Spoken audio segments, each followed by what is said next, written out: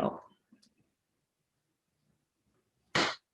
South by, thanks so much for joining us virtually today. I'm really excited to be here with you all. For a quick introduction, my name is Jen Carter. I use she, her pronouns, and I am the Global Head of Technology and Volunteering at google.org. I'll share more about what that means in a minute, but first I am thrilled to be here today with Lena Valentine, the incredible COO of the Trevor Project, an org that is near and dear to my heart and that I've had the pleasure of working closely with over the past couple of years. So I'll hand it over to Lena to introduce herself and share more about Trevor's life-saving work. Awesome. Thank you so much, Jen. I really appreciate it. And hello, everybody from Austin, Texas. I actually currently reside here and super excited, and I wish we could all be together in person, but we'll make the best out of the 30, 40 minutes we have with you, sharing more about the amazing work we did with Trevor and the Google team over the last year and a half. But before I dive into and share about the amazing outcomes, I would love to share a little bit more about me, what got me here today. I am Lena Valentine, use she, her pronouns. I'm the Chief Operating Officer at the Trevor Project. In my role, I oversee finance, legal, operations, and technology. And in my technology function, had the pleasure of working with Jen and the Google team over the course of the last 18 months. And what got me to Trevor, was really excited. For the majority of my career, I actually worked in corporate functions and spent most of the time in the closet, and really was looking for an opportunity to share the experience that I had in a meaningful, impactful way. And also grew up really countryside, northern Germany. So I knew really firsthand what it means to grow up disconnected from community, not really feeling comfortable coming out to your community because there is not anybody who feels like you, looks like you, or feels like a trustworthy person to share with. And so when I was looking for a new opportunity to bring all my talents and passions to the table, I came across the Trevor Project, initially wanting to volunteer. And at the same time, the Trevor Project actually posted a role for the Chief Operating Officer function. And at that point, I told my wife that I found my new future job. And she said, do you actually know anybody at the Trevor Project yet? And I said, no, not really, but I'm determined to make it happen. And to also share a little bit more with you all why I was so passionate about the role at the Trevor Project and in general about the Trevor Project, I'm going to share more about the Trevor Project with you. And then I'll hand it over again to Jen to share more about our beautiful collaboration between Trevor and Google. So the Trevor Project is actually world's largest suicide prevention and crisis intervention organization for LGBTQ young people. Our mission is to end suicide among gay, lesbian, bisexual, transgender, queer, and questioning young people. And how do we do that? We have 5 major programmatic areas. The one we lead with and engage with youth in crisis is crisis services through phone, text, and chat. We're there for youth 24/7 who needs us. We have an amazing peer support platform called Trevor Space. You can imagine like a safe Facebook environment for LGBTQ young people between 13 and 24. We have an amazing research department, which helps us to really make sure that we have data to prove that the work we're doing is actually meaningful and successful, and also dive into more community questions that we otherwise wouldn't have data to answer the question that we have for. We have an education and public awareness area that helps us to go to corporations, schools, to do trainings and in general raise awareness for issues of LGBTQ young people. And last but not least, our advocacy department that really is there to help work with policies and regulations to prevent any kind of discrimination and protect LGBTQ youth. So a whole lot of amazing work we do. And the reason why we exist, I let the facts on this slide speak mostly for themselves, but we have a lot of evidence and we've done a lot of research that there are a lot of extra challenges for mental health of LGBTQ young people.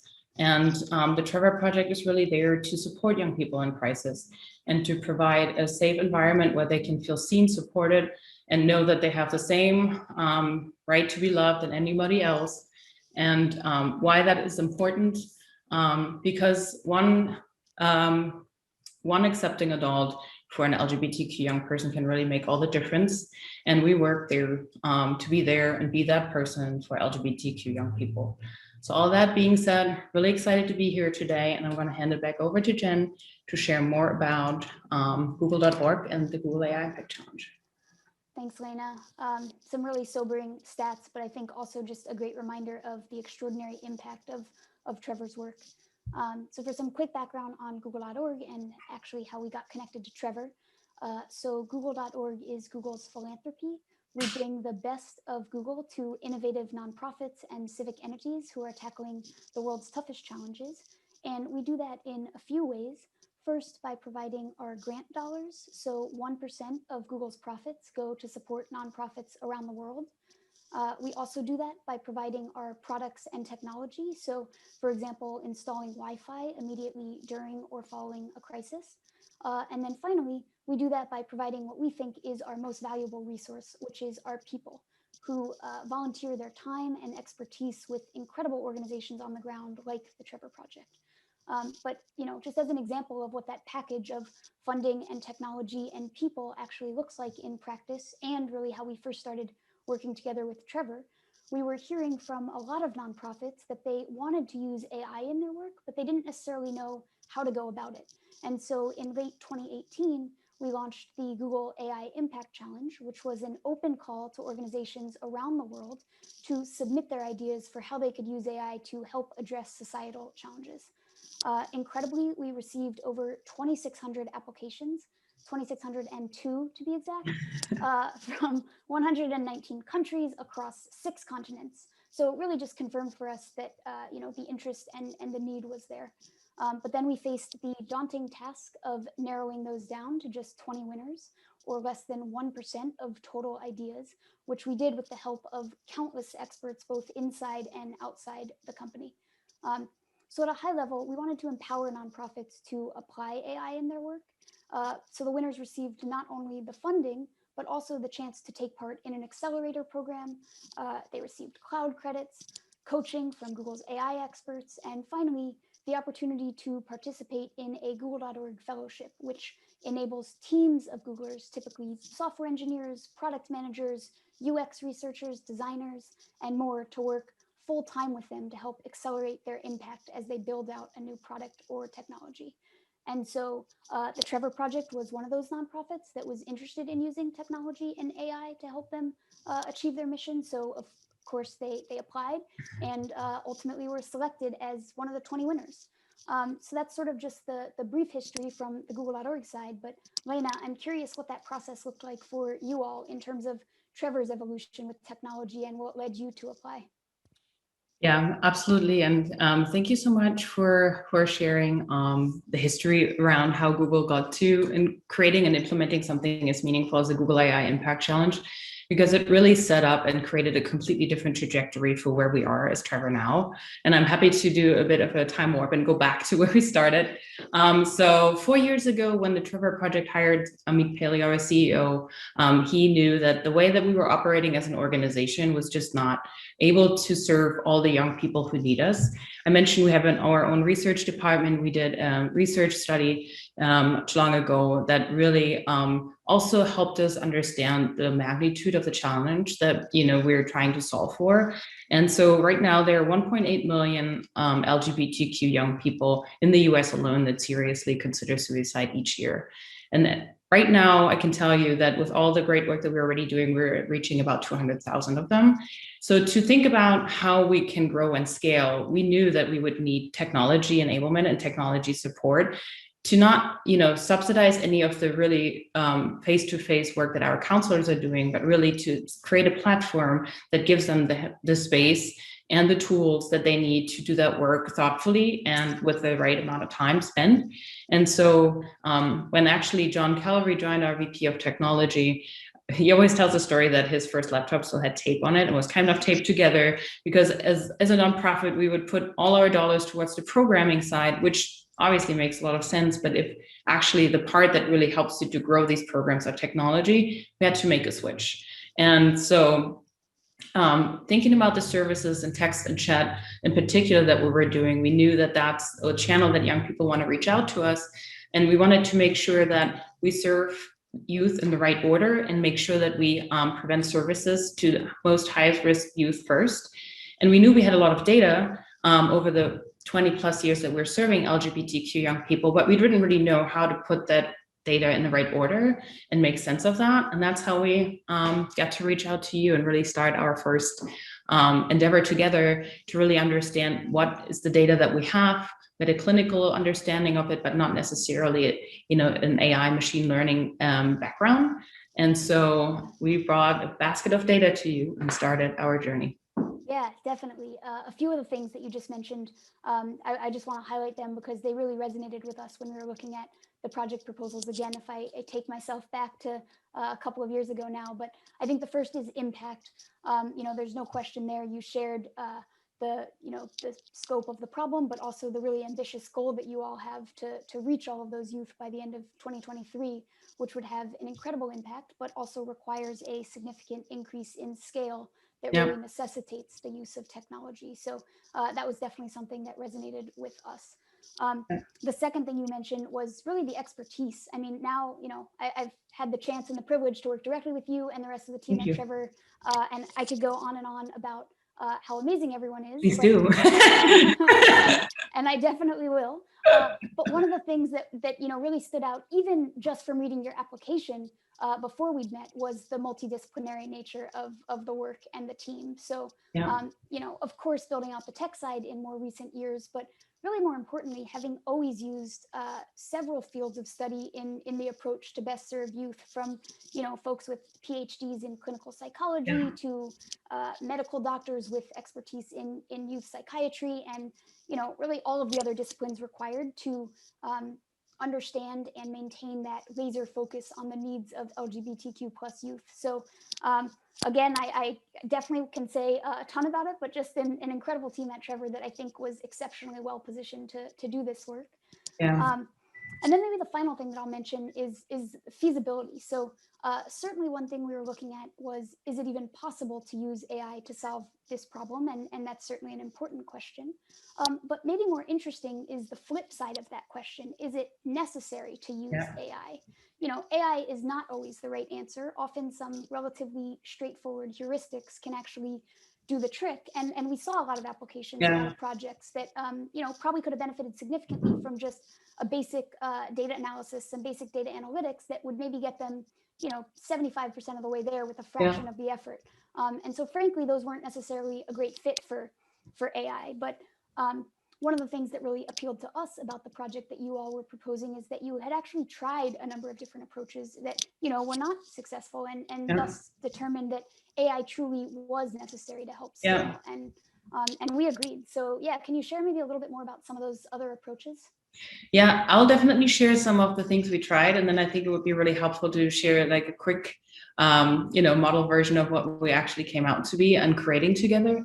So I think you mentioned that a lot. We obviously weren't the experts and didn't really know if AI machine learning was the answer, but we had a lot of information, in particular around the text and chat engagement that we have. When young people in crisis reach out to us, we have a very specific risk assessment model that helps us to categorize, depending on the information that the young people are sharing with us, if they're at an imminent risk, high risk, down to a low risk case. And we've had those information over the years in a very anonymous version. So we didn't have any personal data stored with that, but we did have enough information to say if certain words are used, what that correlates with from a risk perspective.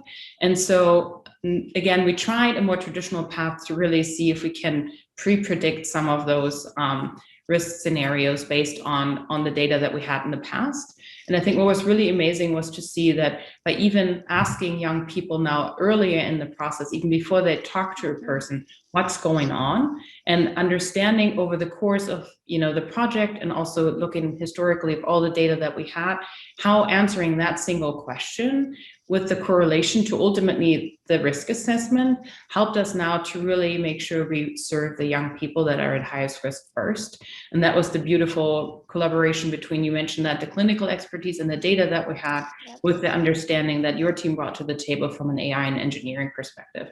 And what that looks like, I'm happy to share. And then I would love, while I pull that up, maybe can share a little bit more about what that looked like on the Google team side to bring that to life. Yeah, definitely. I'm so glad you mentioned it because Trevor just had this incredible trove of data about how youth had responded to the prompt, what's going on? But you also had not just their answer to that question, but also their suicide risk level as determined by a crisis counselor who was using the clinical assessment model. And so not only did you have all of this data, but it was actually labeled, which Yeah, is even better, is fantastic for AI. And so yeah, um, yeah, but so the main goal of the project was then to use natural language processing to determine suicide risk level based solely on the youth response to that question about what's going on. And so you can see some yeah, sample answers on the screen. And yeah, then by doing that, we could ensure that youth at highest risk get connected to a counselor as quickly as possible. yeah, Um, yeah. so yeah, it was, I think the existence of that data was just really key and critical. And Trevor had been collecting it over the years, and it was so incredibly useful.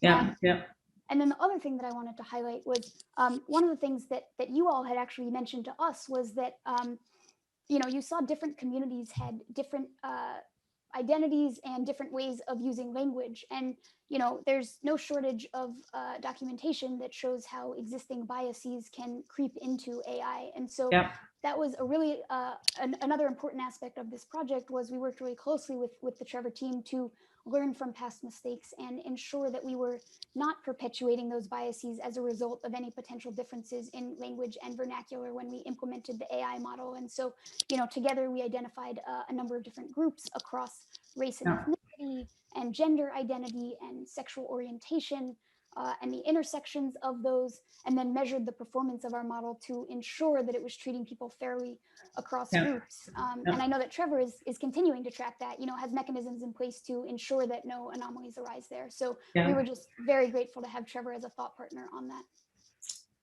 I really, really appreciate that. I think especially the thoughtfulness around the community and serving community equally, regardless of even like, the frequency that they reach out to us, because obviously there's a lot of, learning that comes with the bigger data set, making sure that we, try to work with the data sets that we have to create the best outcomes for any young person in crisis reaching out to us, being treated according to their needs and their, current state, not at all based on like how many young people with similar demographics have reached out in the past and how well do we think that model is actually working. And something that we've been particularly emphasizing since we've finished this project together was making sure that we maintain that insight and that knowledge. And it's something that I think for us as an organization, having come into, AI machine learning a little bit more on the tail end, was actually really helpful because we already had so much information that we could help and have those really critical conversations together to make sure that, we're doing the best in our ability to serve the young people as well as a person would have done when we come to prioritize the stack. Because at the end of the day, there is always going to be a person that the young person that is in crisis is going to reach out to Trevor. What we're just trying to do is really use AI and machine learning to get the order right, to make sure we really serve the most a need at first. So beautiful, beautiful experience. And I have to say, when I think back, even, when I started a year and a half ago, the technology team was half the size, I believe, of what it is right now. You really brought also a lot of train the trainer thoughtfulness into the work that we did together. We now have hired our first UX person to really help with the user experience.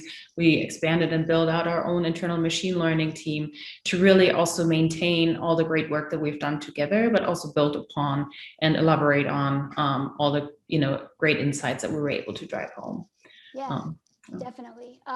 I think we've talked a lot about, I think that teamwork that was a really incredible part of this collaboration. Both orgs, brought extensive expertise to the table, but in terms of team effectiveness, we've found that what really matters is less about who is on the team and more about sort of how the team works together. Or in other words, we say, it's not just about hiring the best people, it's about creating the strongest team. But I know it can be challenging. We had a pretty large cohort of fellows coming in to join your org. And as you mentioned, your team was much smaller at that time. So what did that look like for you as these two teams were coming together? Yeah, I feel slightly nostalgic because I was back in 2019 when actually bringing 12 people into the Trevor physical office space that we still had back in pre-COVID times was quite a challenge. And in my role as the COO, I said in the beginning, I oversee operations as well, which includes our office spaces. So it was actually a challenge to think about where we're going to put 12 amazing Google Fellows in a way that allows for collaboration, communication, and, have the creative juices flowing. So we swapped around some meeting rooms and made sure we had like an open co-working space and allow for that. I miss those days. Yeah, me too.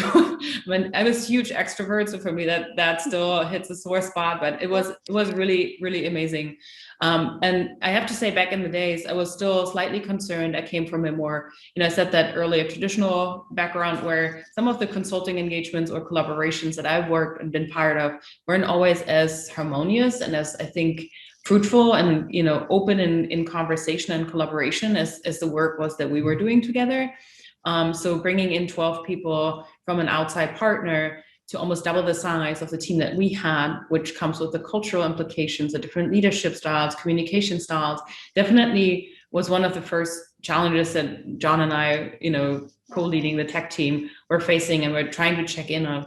But it was really, really something that I think energized the team on both sides. And when I say that, I mean that in all the best ways, because the Google team had such deep appreciation for the mission and the work that we do at Trevor, also for the clinical experience and expertise that we had, and also the tech team and the work that they've done today to really get us to the point where we knew we wanted this collaboration and working with AI, because we knew we would be able to drive really meaningful outcomes.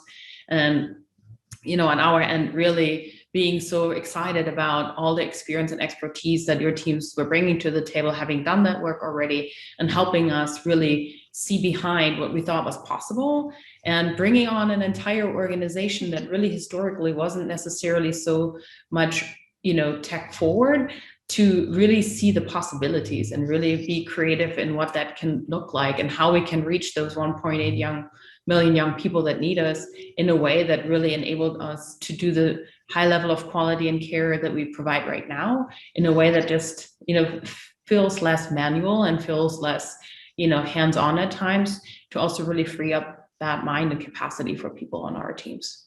It was really, really fun, and I really miss those days.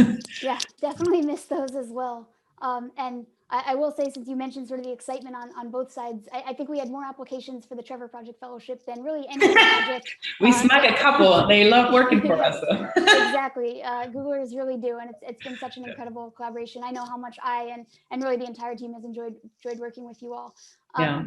But the other thing that I wanted to come back to that you mentioned earlier was that you all have now hired, a UXer and some other new resources. And I'm really glad you mentioned that, because that's sort of a critical piece of the program for us. A lot of nonprofits have experience with technologists coming in and developing, maybe even a good solution to a problem, but then sort of leaving without a plan in place for who's going to maintain that work going forward. And in that all too common scenario, I think offboarding is sort of considered as an afterthought, just as the pro bono engagement is maybe nearing its end. But we've really found that for a project to be successful, the plan for offboarding should be in place, before a project has even been selected, and then it should be kept in mind at every stage of the process after that. And so, we bake it into our selection criteria, that we have to establish in advance this clear path to sustainability. And so, often that means nonprofits are using our grant dollars to fund new roles. So, for example, hiring, did too. Yeah, exactly. So hiring, your first machine learning engineer or something like that.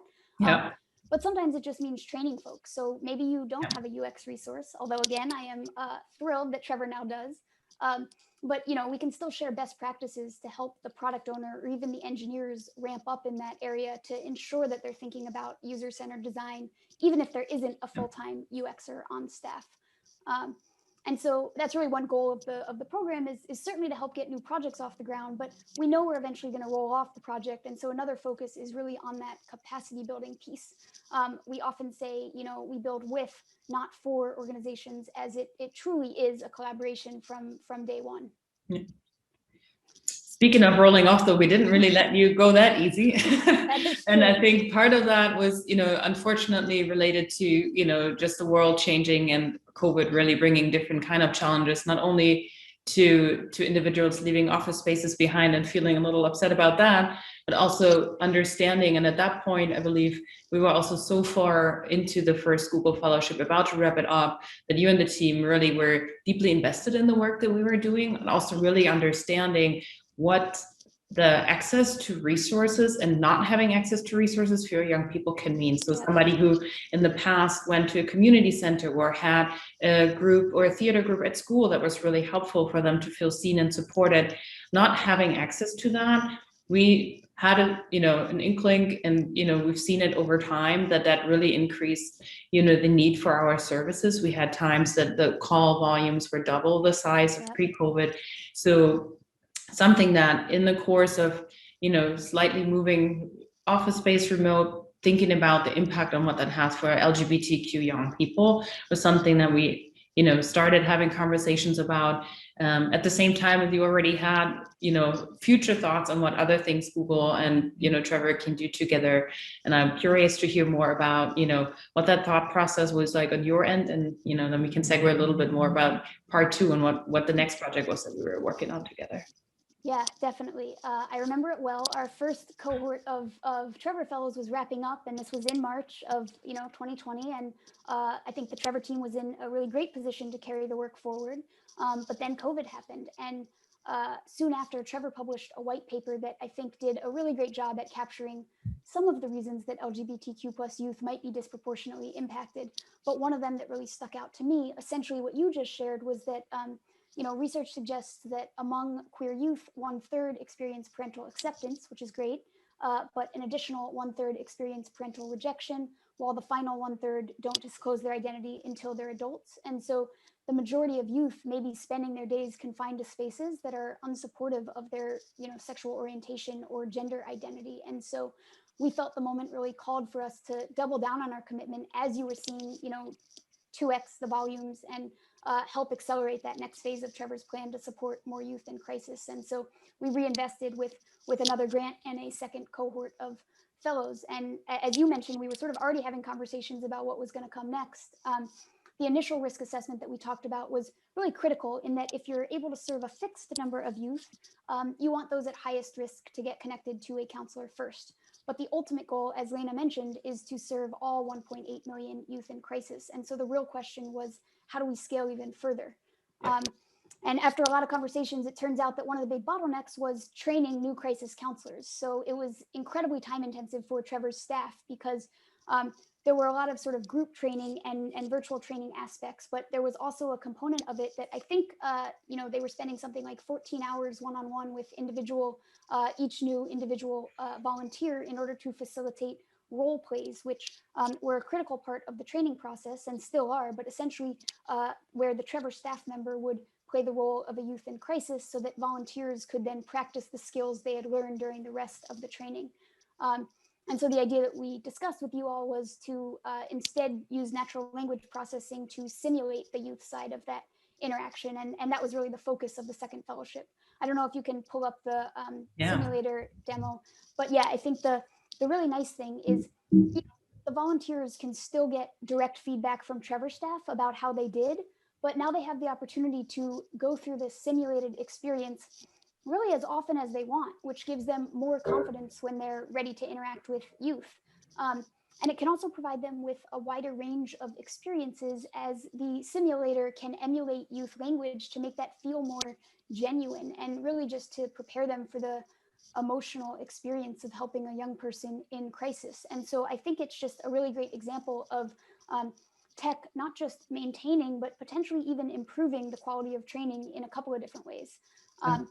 But I'm obviously biased, so don't take it from me. we don't want bias, Jen. We had that conversation.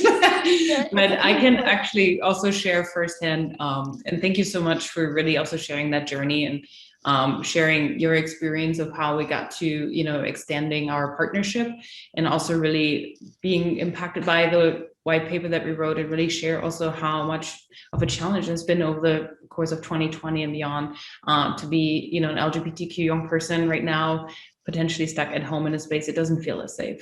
Yeah. And I actually just went through counselor training. So this screen that you see here is something that I feel very familiar with. And I actually spoke to Riley, which is the first role play that we converted into a crisis context simulator type of format. So I would be, in this case, the counselor, and the youth responding would be Riley in form of a bot, so to speak. And I have to say, after having done this initial role play, and then I had a few others following up on that were engaging with a training coordinator and a training counselor, really felt so organic and so natural that I also know how much work it has been for the team to put that together. And I really remember also how much more at ease I was in the beginning, that my first role play was actually in this safe space, so to speak, because we've had so much training to even get to the point of having this first role play, and it felt really, really amazing to have this in a space that I thought I can try. And I'm really engaging with Riley in a very natural kind of form, but knowing that I can learn from this experience without having exposed to a person. Even if it's a Trevor staff, I still felt a little shy about it. So it was really, really amazing to have that experience and have our work and even our training flow be supported by that. You said that too, over the course of the training, there's 40 hours and more that, we take for training. And over the past, I think we were able to graduate about, 30 counselors per quarter. Right now, we're actually able to graduate about 200 per month. And that's not just, that one initiative. We've had, work that we've done on asynchronous training and reworked a couple of other pieces. But when you look at the entire chain, to really serve 1.8 million young people, we really are dependent on the volunteers. And the more thoughtfully, while at the same time also the most efficiently we can get them through, training and feel like, they feel seen and supported over that course of the journey, but we can replace some of the training modules with artificial intelligence, and having it feel natural has actually been really freeing up a lot of time that we can now spend working on other areas that still need as much love and support as Riley and the crisis context simulator did. So thank you so much for really all the work that we did on that, because that's been huge. And as I said, having just gone through training, I know firsthand how much of a joy that was to really also go through that and see that in action. Yeah, definitely. I think maybe you touched on it a little bit, but what's next for Trevor? Oh man, I think there's so much. I just really finished a day of meetings with beautiful visions on what we're doing in 2021 and beyond. I think a lot of the work that we'll do, especially on the technology side, will continue to look into areas among the training journey. How can we further enhance the experience and continue to replace additional role plays, look into other areas within the training journey, onboarding volunteer journey, and ongoing support and care, that we can utilize some of the knowledge that you brought on and brought and shared with Trevor. And then in addition, we're looking beyond the United States. The 1.8 million youth is just singularly in the US alone. We're trying to see, what ways are appropriate for us to consider expanding either language or international. So that's a big undertaking that we're super excited about. And then, continuing to hire a couple of Google fellows, but definitely continuing to build out and maintaining that expertise that you've brought to the table. So the tech team is growing, training team is growing, the volunteer team is growing. So we're really ambitious, and we'll maintain that appetite, and definitely are excited to see what this year is going to bring. What's next for google.org? Yeah, it's incredible. Thanks for sharing. I think so much important work to scale Trevor's impact even further, and I'm definitely sure we'll continue to work closely together. Yeah, I'll keep calling. Perfect. But yeah, in terms of what's next for us, I think one of our initial goals with the AI Impact Challenge was to help not just individual organizations like Trevor scale their impact, but really more broadly to identify these proof points within a given sector that can then be used to help similar organizations. So the technology that goes into the conversation simulator, it's pretty advanced, and definitely could be of use to other hotlines that are maybe operating in different countries or serving different populations. So we're definitely thinking about how we can work together to share some of the tech learnings from this engagement with other nonprofits in the space. But then relatedly, we're also thinking about how can we share some of the more operational learnings from this and really all of our previous fellowships in terms of how technologists and nonprofits can partner to deliver this lasting impact.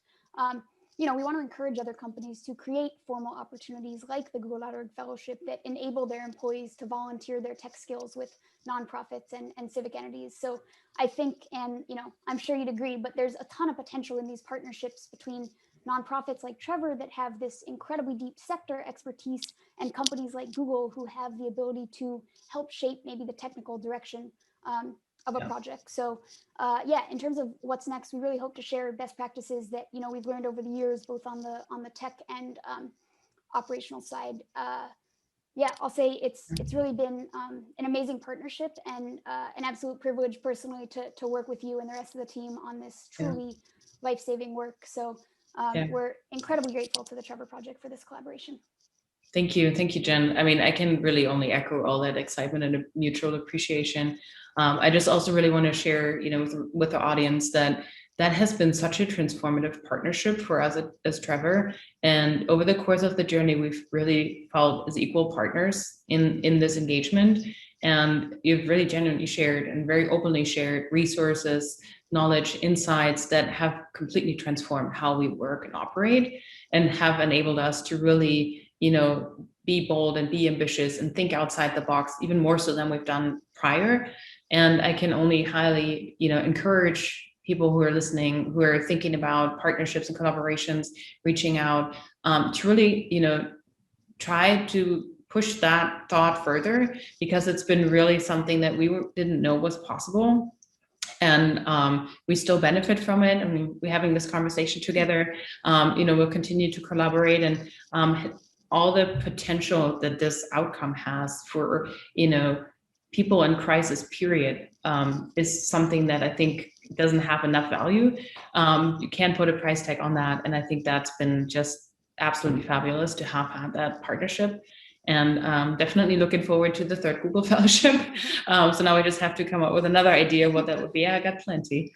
But I really, really want to, share the gratitude that we have for the collaboration and all the great work that we've done together. Well, we feel absolutely the same. We have learned so much from Trevor throughout the course of this collaboration, and it's really been such a privilege. So thank you so much. Awesome. And also thank you everybody who was listening in today and sharing thoughts. And we're here. Definitely check out. We continue to grow at Trevor, and always happy to answer questions and share insights. Thanks everyone for joining us. Thank you. Bye.